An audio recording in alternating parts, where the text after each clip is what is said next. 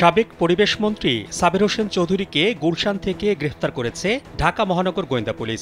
ডিএমপির media and public relation বিভাগের উপপুলিশ commissioner Mohammad Talibur Rahman এ তথ্য নিশ্চিত করেছেন। তিনি জানান, ডিবির একটি টিম সাবেক মন্ত্রী সাবের হোসেন চৌধুরীর গুলশানের বাসায় অভিযান পরিচালনা করে। পরে অভিযানে তাকে গ্রেফতার করা হয়। গ্রেফতার সাবেক এই মন্ত্রীর বিরুদ্ধে একাধিক মামলা দায়ের হয়েছে।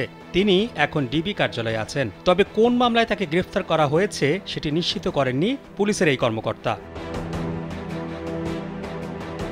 সাবেক মন্ত্রী ও সংসদ সদস্য সাবেরের বিরুদ্ধে গত সেপ্টেম্বরে এক ছাত্রদল নেতাকে বন্দুকযুদ্ধের নামে হত্যার অভিযোগে মামলা হয়েছে।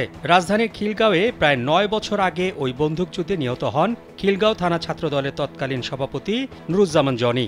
সেপ্টেম্বরে তার বাবা ইয়াকুব আলী বাদী হয়ে সাবের সহ ৬২ জনের বিরুদ্ধে মামলাটি করেন। সাবির হোসেন চৌধুরীর সর্বশেষ সংসদে রাজধানীর খিলগাঁও, সবুজবাগ ও মুগদা থানা নিয়ে গঠিত ঢাকা ৯ আসনের সংসদ সদস্য ছিলেন। মন্ত্রিসভায় তাকে পরিবেশ, বন ও জলবায়ু পরিবর্তন মন্ত্রণালয়ের দায়িত্ব দেওয়া হয়। এর আগে তিনি ২০০১ থেকে ২০০৮ সাল পর্যন্ত বাংলাদেশ আওয়ামী লীগের সাংগঠনিক সম্পাদক হিসেবে ঢাকা বিভাগে দায়িত্ব পালন করেন। ১৯৯৯ সালে তিনি প্রথমে নৌ পরিবহন মন্ত্রণালয়ের উপমন্ত্রী হিসেবে মন্ত্রিসভায় অন্তর্ভুক্ত হন। পরে স্থানীয় সরকার, পল্লী উন্নয়ন ও সমবায় মন্ত্রণালয়ের দায়িত্ব পালন করেন। ১৯৯৬-২০০১ সাল পর্যন্ত তিনি বাংলাদেশ ক্রিকেট বোর্ডের সভাপতির দায়িত্ব পালন করেন। সাবির হোসেন ২০২৩ সালে সাবেক প্রধানমন্ত্রী শেখ হাসিনার পরিবেশ ও জলবায়ু বিষয়ক বিশেষ দূত হিসেবে নিয়োগ পান।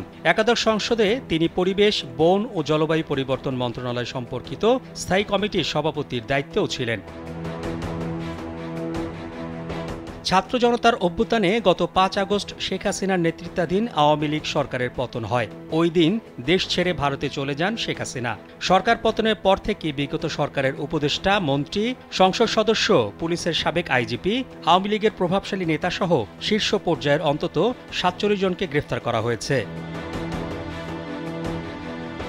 মোহাম্মদ শাহাবুদ্দিন মাহতাব, কালবেলা।